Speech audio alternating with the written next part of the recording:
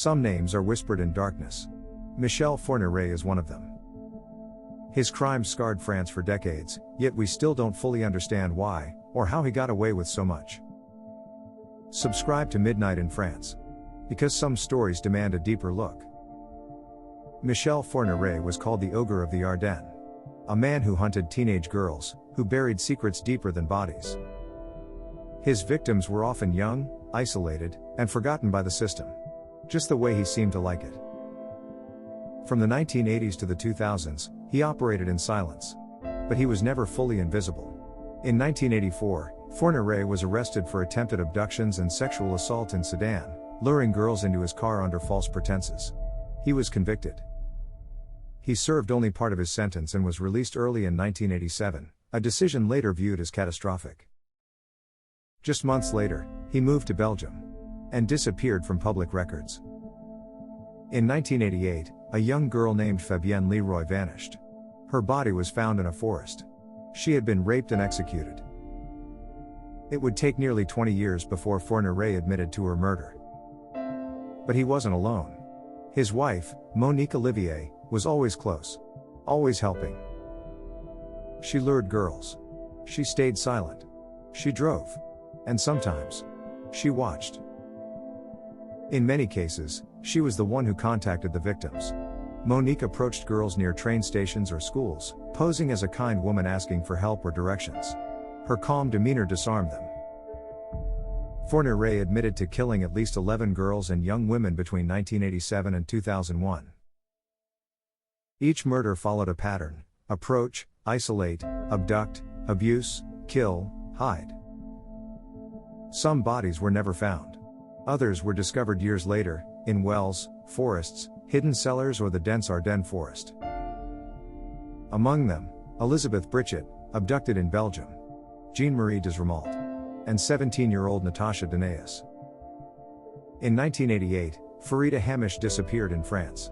Her body was never recovered.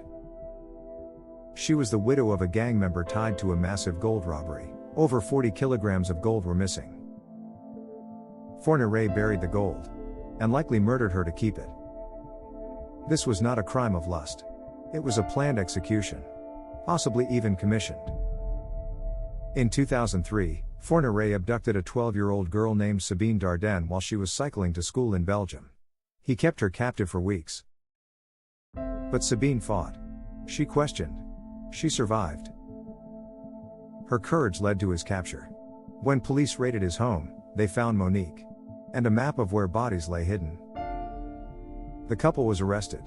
And then, the confessions began.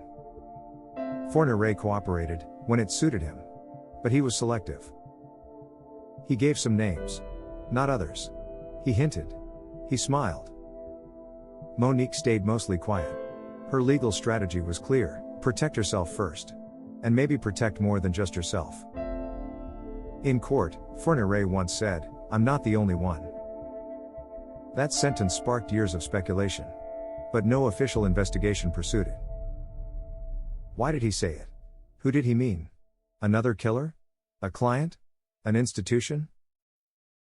The judges let the words pass. The court moved on. Belgium. Forests. Cellars. Girls. Captivity. Another name shadows this case: Marc Dutroux. Like Fourniret, Dutroux abducted, imprisoned, and killed young girls. Both operated in the same era. In similar regions. With similar tactics.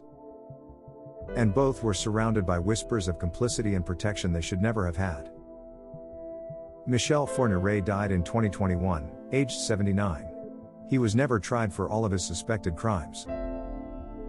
He took many truths with him, or perhaps, he delivered them quietly to someone else. He never faced trial for the network he hinted at. No one ever asked the hard questions in court. Why were key files missing? Why were some disappearances dismissed?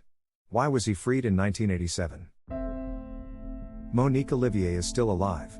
She serves life in prison. She speaks little. She avoids interviews.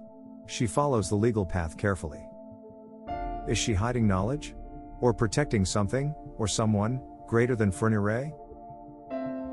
Fourniret's legacy is horror. but also silence. And missing pieces.